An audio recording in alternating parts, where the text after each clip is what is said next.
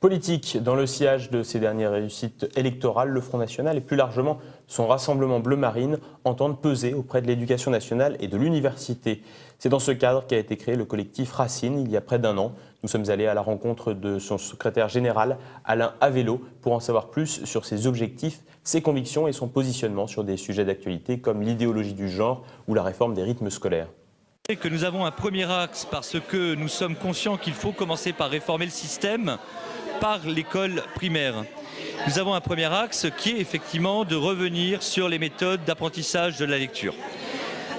Pendant trop longtemps, on a prétendu enseigner à lire selon les méthodes globales, semi-globales ou mixtes. Or, il faut revenir inconditionnellement à la méthode syllabique et à l'exclusif de tout autre. Donc ça, c'est l'une des idées qui nous est chère, si vous voulez, à laquelle nous sommes particulièrement attachés. Mais pour en citer une deuxième, nous voulons également revenir à une école de la sélection juste. La sélection, contrairement à ce qu'un certain égalitarisme a conduit à penser, n'est pas du tout quelque chose qui irait contre l'égalité. Mais au contraire, peut-être dans la complémentarité du principe d'équité avec celui d'égalité, peut-être au contraire ce qui permet de façon parfaitement juste, justement l'égalité républicaine. Donc nous sommes extrêmement favorables à ce que l'on revienne à des paliers de sélection, particulièrement le bac qui doit en devenir un. Aujourd'hui, tous les adolescents ont le bac. Or, parce qu'on ne veut pas établir de sélection au niveau du bac, on conduit ces adolescents à se retrouver à l'université où un autre type de sélection beaucoup plus brutale et injuste, celui-ci, se produit. Ce que établit de façon très claire le taux d'échec massif qu'il y a en fin de première année d'université. La réforme des rythmes scolaires est une réforme qui est purement idéologique et j'irai même plus loin. Je dirais que l'on a prétendu réformer les rythmes scolaires pour rester à la périphérie de ce qu'une véritable réforme de l'enseignement, celle dont il a tant besoin, doit être. La question des rythmes scolaires est loin d'être une question essentielle. Tout le monde s'entendra pour considérer que sans doute effectivement les enfants peuvent-ils mieux apprendre si on leur apprend durant les heures de la journée où ils sont le plus disponibles. Mais la question cruciale, la question essentielle, ce n'est pas celle des horaires d'école, c'est bien la question de savoir ce qu'on enseigne et selon quelle méthode. Quel est le point de vue du collectif Racine sur l'enseignement privé et notamment l'enseignement catholique ? Oh, les choses sont très claires. Nous ne sommes évidemment pas disposés à rouvrir la guerre scolaire. Nous considérons que l'enseignement privé, qu'il soit hors contrat ou sous contrat, confessionnel, a toute sa légitimité.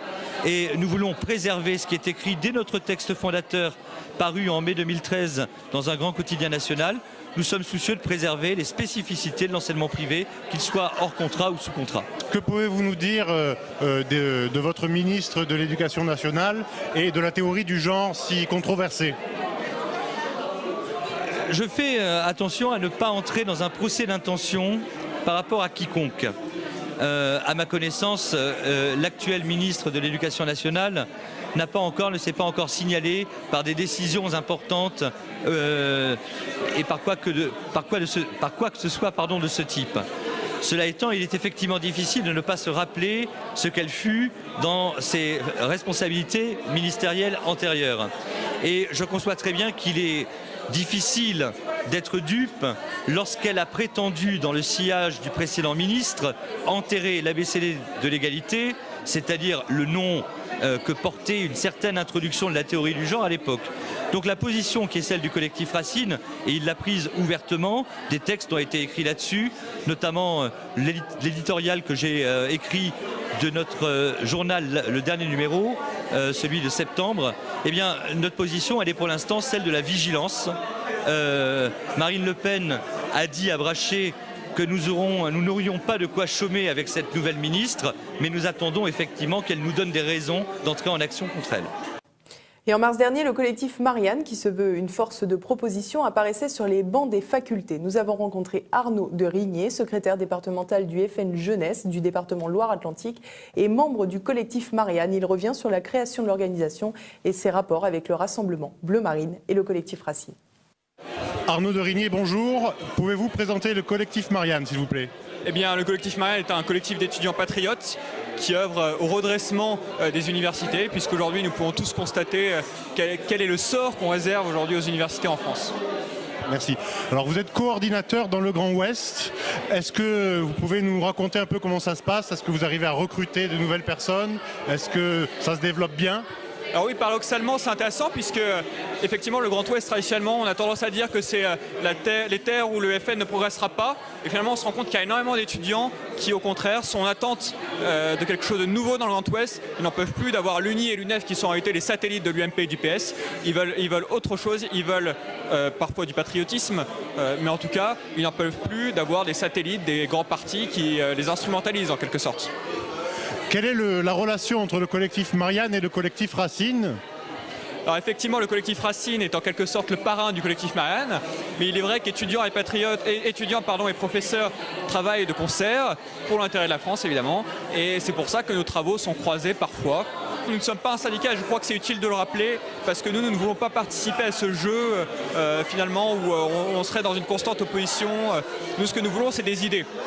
Mais il est évident que nous serons implantés dans les universités. Notre collectif a été lancé le 8 mars dernier et nous commençons tout juste à monter des sections locales, aller à la rencontre directe des étudiants, tracter dans les universités, leur montrer quelles sont nos idées et parfois aussi lever le voile qu'appose évidemment la bien-pensance vis-à-vis du Rassemblement Le Marine, du Front National et du collectif Marianne.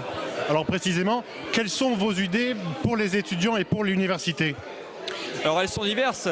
Par exemple, ça va de la mutuelle étudiante où nous proposons un système généralisé au lieu de cette lutte entre SMEBA et l'MDE qui est du coup totalement futile parce qu'on a des organismes qui sont ruinés et qui en fait se battent pour obtenir des étudiants. À titre anecdotique, par exemple, nous au Pays de la Loire, on a une aide régionale de 100 €. La LMDE, qui est pourtant ma mutuelle, a utilisé cette aide des Pays de la Loire pour en faire comme si c'était une aide spécifique à la LMDE, ce qui n'était pas du tout le cas. Moi, c'est contre ce genre d'arnaque que je lutte et c'est pour ça que je suis avec le collectif Marianne et je soutiens un projet de système général affilié évidemment à l'État. En termes de recrutement à l'université, êtes-vous favorable à la sélection à l'entrée à l'université? Alors oui, mais pas n'importe quelle sélection.